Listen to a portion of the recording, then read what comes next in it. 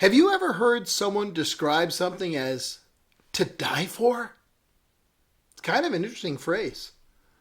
But I can't help but feel that it's an idea that hasn't been fully thought through. Hey, welcome to Mornings with Bishop Robert. Thanks for joining me. Really grateful you're here. You know, my goal is to introduce people to the Jesus they never knew, and then help them get to know Him and His Word personally and better.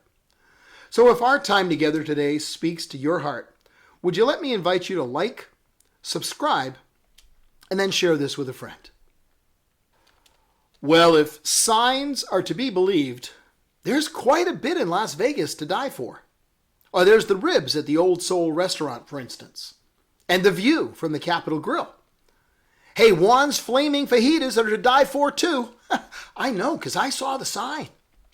Hey, and don't forget the sunset views from the Valley of Fire State Park. Oh, they're just to die for. And there's more. Oh, so much more. There's a lot to die for in Las Vegas. Well, among the facts of life are two defining ones that are inescapable. 1, you only live once. 2, you can only die for one thing as well. Now, my guess is that if we put the hyperbole of advertising aside, no one's listening to this and really ready to lay down their life for fajitas. Now, there are things that I'm very willing to die for, to be sure. But they're people and causes, not foods and special sauces.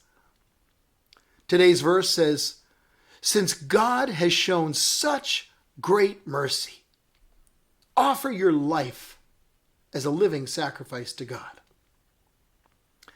Well, if you stop and think of the things that you are willing to die for, I mean, things for which you'd actually be willing to offer up your life, I'd imagine that list isn't too long. Yeah, those sorts of things are so incredibly valuable that they are, by definition, rare. The first thing on many lists would be people. Particular people for whom we care very, very deeply. Yeah, it's true. The best things in life aren't things. Well, God thinks that you are to die for. Literally. God loved you so much, He sent His only begotten Son. Because you are to die for. He came and He lived a life worth giving up for you. It was perfect. It was sinless. It was utterly pure, and therefore could be offered as a sacrifice for your life and for mine. And when you accept His offer of eternal life, well, that's when you'll find a purpose to live for that will utterly fulfill you. It's to live for and to die for. Truly.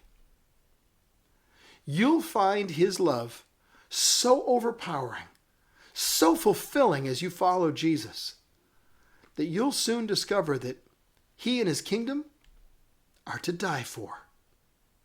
It's a great exchange. His life for yours. His grace for your sin. And it changes eternity. Hey, the view from the Valley of Fire may be beautiful, but the view from the Lake of Fire won't be. Well, that's all the time we've got this morning, friends, but could I ask you to help me introduce people to the Jesus they never knew, and then help them get to know Him and His Word personally and better?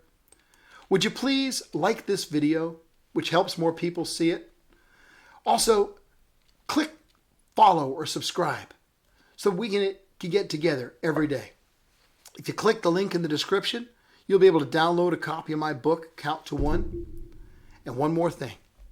Please do share this video with a friend, would you? Because as you do, well, you're part of the team, touching hearts all over the world with the love of Jesus. Thank you for helping.